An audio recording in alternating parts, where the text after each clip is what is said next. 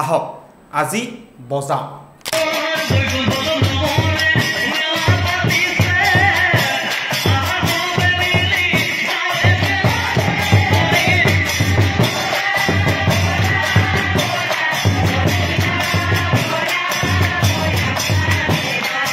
নেগেৰা নাম সকলোৱে শুনি ভাল পায় নেগেৰা বাদন কৰা শিল্পীসকলক সকলোৱে শ্ৰদ্ধা কৰে কিন্তু এজন নেগেৰা বাদকৰ কথা আজি এই প্ৰতিবেদনত আপোনালোকৰ বাবে লৈ আহিব বিচাৰিছোঁ এজন প্ৰতিষ্ঠিত নেগেৰা বাদক প্ৰায় সংখ্যক নহয় অধিকাংশ লোকেই সেই নেগেৰা বাদকজনক চিনি পায় নেগেৰা বাদকজনক নতুনকৈ চিনাকি কৰাই দিয়াৰ প্ৰয়োজন নাই নাম হৈছে উৎপল হালৈ উৎপল হালৈয়ে ৰাজ্যৰ বিভিন্ন প্ৰান্তত নেগেৰা নাম পৰিবেশন কৰিবলৈ যায় বিভিন্ন প্ৰান্তৰ লোকৰ সমাদৰ লাভ কৰে ৰাইজে উৎপল হালৈক সন্মান যাচে কাৰণ উৎপল হালৈ নেগেৰা নাম পৰিবেশন কৰা যেটো শৈলী সেই শৈলীটো সঁচাকৈ মধুৰ কিন্তু উৎপল হালৈয়ে যেতিয়া নেগেৰা নাম বিভিন্ন প্ৰান্তত পৰিবেশন কৰিবলৈ যায় তেতিয়া উৎপল হালৈয়ে নেগেৰা নাম পৰিবেশন কৰাৰ বাহিৰে আৰু কিবা এটা কৰে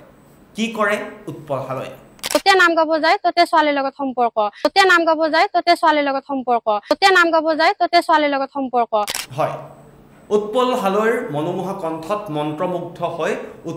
উৎপল হালৈ প্ৰেমত পৰে যুৱতীসকল আৰু উৎপল হালৈয়ে ইতিমধ্যে বিয়া কৰাইছে উৎপল হালৈয়ে এগৰাকী যুৱতীৰ সৈতে আজিৰে পৰা প্ৰায় 3 বছৰ পূৰ্বে কোৰ্ট মেৰেজ কৰিছিল কোৰ্ট মেৰেজ কৰাৰ পাছতে যুৱতীগৰাকীৰ সৈতে অহা 2 মে তাৰিখে বিবাহ পাশত সম্পন্ন হোৱাৰ কথা আছিল কিন্তু উৎপল হালৈ ধৰা পৰে উৎপল হালৈয়ে নেগেৰা নাম পৰিবেশন কৰা উৎপল হালৈয়ে এতিয়া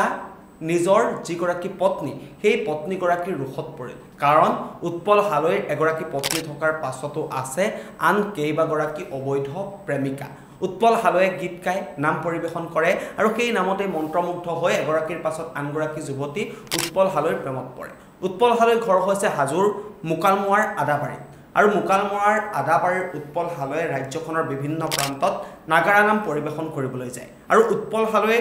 নেগেৰা নাম পৰিবেশন কৰা শৈলীটো সকলোৱে আদৰি লয় আৰু তাৰ সমান্তৰালভাৱে উৎপল হালৈয়ে যি ধৰণে দৰ্শক বা ৰাইজৰ মন জয় কৰে তাৰ সমান্তৰালভাৱে উৎপল হালৈ নামৰ নেগেৰা বাদকজনে নেগেৰা নাম পৰিবেশন কৰা উৎপল হালৈয়ে যি ধৰণে ৰাইজৰ সমাদৰ লাভ কৰে ৰাইজৰ মন জয় কৰে তেনেকৈ যুৱতীসকলৰ মন জয় কৰি ঘূৰি আহে আৰু তাৰ পাছতে সেই যুৱতীসকলৰ সৈতে আৰম্ভ হয় প্ৰেমৰ সম্পৰ্ক কিন্তু উৎপল হালৈয়ে 3 বছৰ ধৰি যিগৰাকী পত্নীক ঠগি আছিল সেইগৰাকী পত্নীৰ ওচৰত এইবাৰ ধৰা পৰিল উৎপল হালৈক এইবাৰ নিজ পত্নীয়ে বজালে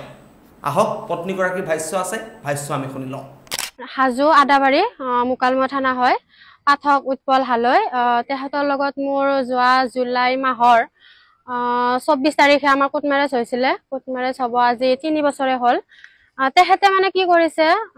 যোৱা কালি এজনী ছোৱালী পলাই লৈ গৈছে আৰু ছোৱালীজনী মোৰ ঘৰৰ ওচৰৰে হয় আৰু মেইন কথাটো হ'ল কি তেখেতে মানে মোক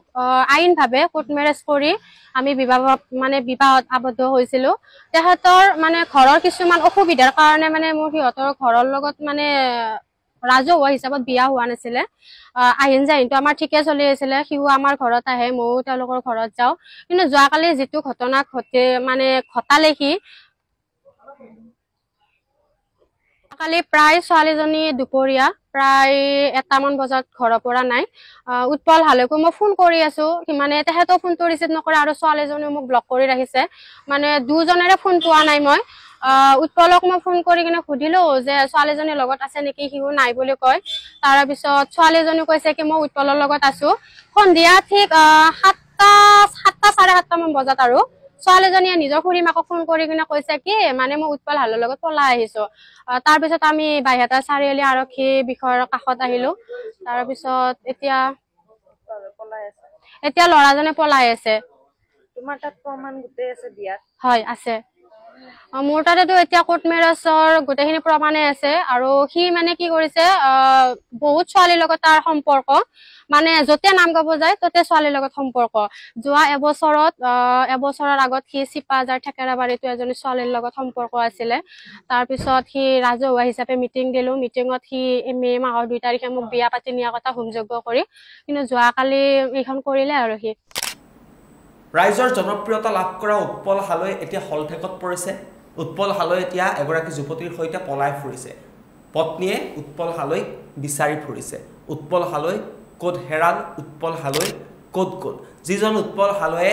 ধুতি পাঞ্জাবী পিন্ধি জপিয়াই জপিয়াই নাগাৰা নাম পৰিৱেশন কৰে সকলোৰে মন জয় কৰে সেইগৰাকী উৎপল হালৈয়ে এগৰাকী যুৱতীৰ মন জয় কৰি হঠাৎ ঘৰৰ পৰা নাইকিয়া হ'ল আৰু তাৰ পাছতেই উৎপল হালৈৰ যিগৰাকী পত্নী যিগৰাকী যুৱতীৰ সৈতে উৎপল হালৈয়ে কোৰ্ট মেৰেজ কৰিছিল সেই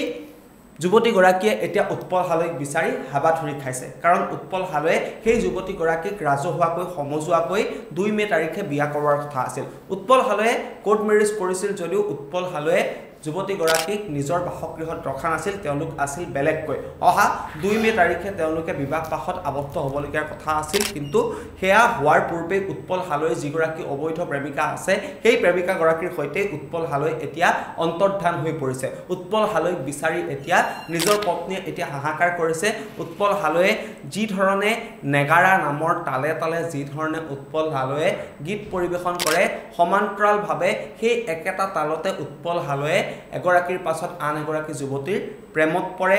কথা পাতে ফোন নাম্বাৰ আনে ফোনত কথা পাতে তাৰ পাছতে আৰম্ভ হয় তেওঁলোকৰ মাজত প্ৰেমৰ সম্পৰ্ক আৰু তেনেকৈ এগৰাকী যুৱতীৰ সৈতে উৎপল হালৈৰ প্ৰেমৰ সম্পৰ্ক গঢ় লৈ উঠিছিল আৰু তাৰ পাছত সেই যুৱতীগৰাকীৰ সৈতে এতিয়া নেগাৰা পৰিৱেশক নেগাৰা নাম পৰিৱেশক উৎপল হালৈ এতিয়া অন্তৰ্ধান হৈ পৰিছে আৰু উৎপল হালৈ নামৰ যিজন নেগাৰা নাম পৰিৱেশক হাজোৰ মুকালমুৱাৰ আদাবাৰীৰ উৎপল হালৈক এতিয়া পত্নীয়ে বিচাৰি হাবাথুৰি খাইছে